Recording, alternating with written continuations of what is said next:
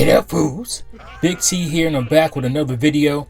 In this video, I just started thinking about the subject of probably in the last couple of weeks, definitely after E3 and Ubisoft's announcement, and you know what I'm talking about in a minute here. As the title of the video suggests, this is a video having to do with gaming services and whatnot, and my value and how I value them, or how I don't value them. Now, you guys know I'm, most of you know I'm a dinosaur. My gaming history goes way back. The first console that I actually owned was the Atari 5200. My mom bought it for me. It was on clearance, and it was, I think it was like $50 or something. It was pretty trash, that system was, but you know, I had a lot of fun with it. It was my console. It was mine. I wasn't sharing it with cousins or anything like that. And I think I had like 6 games for it. I remember having James Bond, where you mostly just drove around in his car. I had Joust, Pac-Man, you know, and a few others I can't think of right now. But I love that console. And, you know, I think that's probably where it started for me as far as, like, caring about having these things, because it was, like I said, it was mine. It was the first thing that was electronic, you know, and big, and like a big purchase at the time, and mine. So, and, you know, that continued on throughout my gaming history. Where I would buy stuff and I would keep it because I didn't see the value in trading it in, because in the long run I felt like I was going to miss those games, and you know, I do, because there were actually games that I have given away basically to my brothers and whatnot. I have 7 younger brothers and sisters, and they don't really care for gaming as much as I do, you know, but I would try to get them into it every once in a while.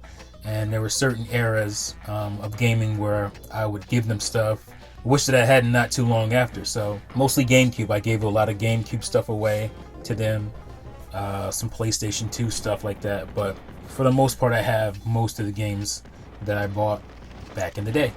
So now we have all these gaming services. I'll get into those in a minute. But first I want to touch on gaming as a service. Which is basically these games, you know, that are online all the time, and you pay a monthly fee or whatever it is to play them, or you're buying a bunch of stuff in the game itself. I want to say Rocket League, but Rocket League does have offline modes and whatnot, but more of the shooters and stuff like that, more of the Destinies and things of that nature. So I don't put a whole lot of value into those games because, first of all, I'm not really that big into first-person shooters. That was, for me, that era was the time that I actually cared more about. That was like the mid to late 90s, maybe early 2000s, and haven't cared much about it since. You know, every once in a while I will pick up first-person shooter games. I do like the Halo series, but there's very few games that I pick up and play in that arena. As far as, because most FPS games are, at least the big ones, are like military shooters, which are just run around, you know, and kill each other, or just follow the set piece from one set piece to the next set piece for the story mode, you know, the Call of Duty style, and you know, those don't hold me for very long.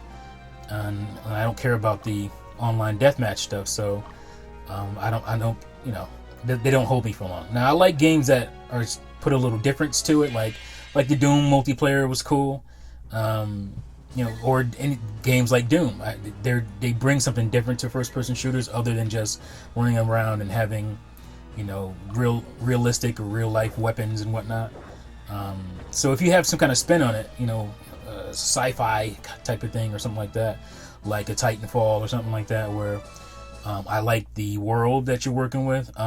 Metro, that series, BioShock, those to me are more like first-person adventures than they are just straight-up first-person shooters, because they're like heavily story-based and you're dealing with a unique world. So I like those types, but as far as military types, I don't care for that stuff. Yeah, Destiny never grabbed me or anything either. But yeah, I just don't have I don't put a lot of value into those games because, like I said, with my history, those games are going to go away at some point, and you paid $60 plus. You know, some people spend hundreds of dollars on those games, buying the DLC and, you know, buying all kinds of stuff for their characters and whatnot. But when that server is done, or when that game is done, or when the community dies, that game is gone, and you just have a disc that has nothing. It's basically nothing. And, you know, it's cool for the right now. I know a lot of people just, I just want to play this game right now. But for me, if they don't hold value past, you know, the first year or so of me having it, then they're not valuable enough for me to purchase. So that's pretty much how I feel with that. Like MMORPGs, those are a little different. Like I have dabbled in some of them, because, you know, those worlds, you know, some of those games go on, you know, 10, 15 years, as far as popularity and people still playing them. So it's a little different. And again, they have a different world. It's not like a quote unquote realistic world you're dealing with. So there's some, there's some nice element to it, outside of being something that's trying to copy real life or simulate real life or anything like that. So, but there's also now, we live in a post-Netflix world, where these companies are deciding, we're going to charge you to stream. If you want to stream our games, we're going to start a service to where you can stream all our games for whatever, $99 a month. And there you go.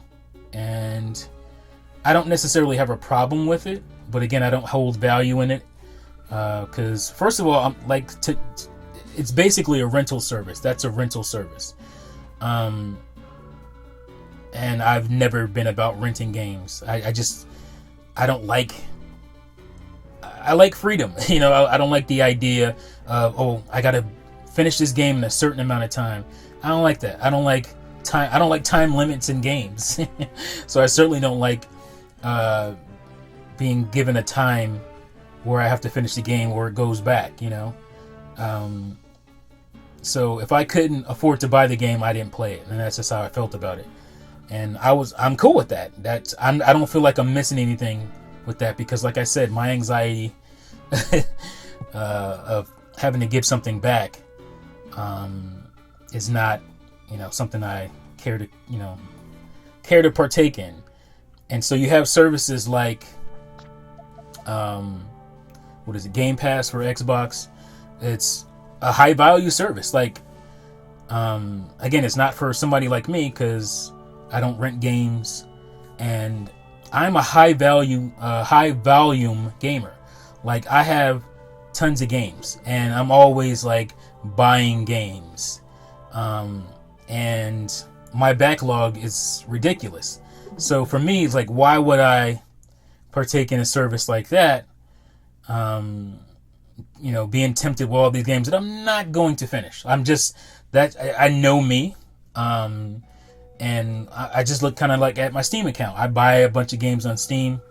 And it's going to take me way longer to finish those games than it would to take, for me to finish a physical game, because it's just like, I don't hold a lot of value in that. Now, I can get engrossed in something, and that changes for a particular specific game. But as far as me, like, I know myself. My backlog is already ridiculous, and it continues to grow probably monthly, because I'm looking at something. There's always something in my queue on Amazon or eBay that I'm going to get, a game that I didn't get at the time, or I passed up, or I'm waiting for when I have time. So that's a thing that's always with me, and I can get that game and I can play it when I feel like it, and I have to worry about, the game that you wanted to play, you got around to it, but they just took it off the service. I don't have to worry about that. I have enough to play. Like, I have all the major consoles. I have a PC. I still game on my 3DS, and I'm a retro gamer, so I have plenty of stuff to play retro gaming wise. And there are games, yes, on those systems that I haven't played that are in my queue or that I'm thinking about getting, that are in my mental Rolodex, if you will. So I'm always going to have something to play. And so a service like that does me no good. It does mean nothing because it's just like, there's going to be a bunch of stuff on there. Like, if I know what I want to play, you're not usually going to surprise me with anything. I can't think of a game that I was just like, oh, I'm surprised. Maybe I got it through Xbox, Xbox, the gold membership, and they give you free games every month or whatever. And like, there's I've gotten games that through that I've played, and I played them for a few minutes because I know who I am as a gamer, and nothing is going to surprise me or any of that stuff. So I know what I want to play. I know what my interests are, and it's not that I'm closed to anything. I'm one of the most open-minded gamers out there. I play every genre, just about everything. So my palette is pretty big, and so a service like that isn't going to do me no good. For first of all, tons of those games I already have physically, and another thing is just I don't want to download that stuff to my hard drive. Like, at any given moment, I'm at 83% capacity on my Xbox One, and I just I'm always at least there in the 80s,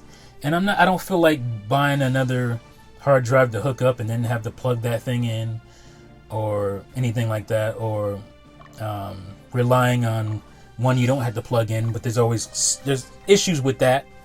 The ones that have the power source that run through the actual connection cable. I don't want to deal with the logistics of that. And like I said, I always have something to play, and those games are just going to end up sitting on my hard drive until I need room, and then I end up deleting them and never touching them. And that's happened. I've gotten stuff for free or whatever, and I downloaded at the time, and I'm like, am I really ever going to play this? No. So I'm not going to be influenced by having that group of games in my face, because I have a ton of stuff to play already. And so for a gamer like me, who's high volume, high active, I'm always intrigued and looking at stuff, and I remember what I wanted to play that I missed, and that's always in my mental Rolodex. Like I said, it's always in my queue, and I just, that service does nothing for me. Now, is it a great value for somebody who doesn't care about physical games or care about the value or any of that stuff that I just mentioned in the last 10 minutes or so? If you're that person, then this is great. Go have at it, Hoss. Like, it's kind of like Stadia, because I quote unquote defended Stadia, and it's like, well, if you don't care about that kind of stuff that I'm talking about, and you like the convenience, and you're not overly obsessed about having the highest frame rates and all that stuff. Some people just want to play games. They don't care about all that stuff. Most gamers, and we're allowed a small part of the community, but most gamers, most people who play video games, aren't interested, don't care about that stuff. If you look at the average PC user, they don't have the highest end rigs. It's only a certain specific percentage of those guys who go for that stuff. Yeah, so people complaining about, oh, is it going to be this? Is it going to be that? If I get Stadia, that's why I said, it's still going to do fine, because most people don't care about that or think about that stuff on a regular basis, and that service, I think, will do fine. But like I said, for me, it does nothing for me, because I like owning stuff. I like being able to control the box, control the interface on my end, and not having to rely on somebody's server somewhere, or worrying about power outages or internet outages, all that kind of stuff that you have to worry about when you're dealing with something that has to be online all the time. So streaming games, it never works for me. Now, streaming movies, I love to do that. And a lot of times I stream the movies I already own. It's just a matter of convenience without me having to go and pull out that stuff. So I don't know why that doesn't work for me when it comes to video games. I think because that convenience isn't the same, because I actually have to, there's effort as far as me downloading it to a hard drive. I don't have to download Netflix movies or shows to a hard drive before I watch them. But I do have to do that when it comes to streaming. Well, not streaming, but when it comes to like digital download games. Now, streaming, that's different. But am I gonna pay? I don't pay for Netflix just because they have games I already own or movies I already own, so it's convenient for me to just click on and watch them that way. I like their original content, and so that's what I'm looking for with Stadia. Now, if Stadia comes out with original content, games that I can't get anywhere else, will I be interested for a month or two here and there to play? Of course, I'm a gamer, so that stuff would interest me, and that's why I said it's going to interest people in different ways. So I don't know why people expect Stadia to be perfect for them or be for them. It doesn't always have to be for you, and it doesn't always have to be for you at all times. Terminator Juice, he doesn't. He goes through periods where he's not paying for Netflix. Sometimes he waits for a show to come out that he wants to watch, or he hears about something that's kind of cool, and we talk about, oh, you should watch this show, you should watch that show, that type of thing, and then he'll play for it, or he'll pay for it for a couple of months. And that's kind of how I feel about Stadia. Like, if they come with some game or games that are specific to their platform that are cool, obviously, then I would think about doing it for a couple months. But every month, nah, I don't want to be locked into something like that. These services are good for certain people, but I can't see them being good for people like me, core gamers who play games all the time, who has backlogs. For me, I don't see how it's a great value, because I don't put value in stuff that I don't own. And the logistics of having to download games and delete them and download them and delete them, I don't like that stuff. Like, I don't like that about consoles. I was always worried about the PCifying of my gaming consoles, and here we are. And it's one of the reasons that I love the Switch so much, for the most part, is because you don't have to worry about that. Now, obviously, you still have updates and stuff like that, and some games require downloads, which I'm getting wary of, and I'm avoiding those games. But look at The Witcher 3, all the DLC, complete edition, all on the cartridge. So that's what I'm about. So yeah, let me know what you guys think in the comments below. Do you agree?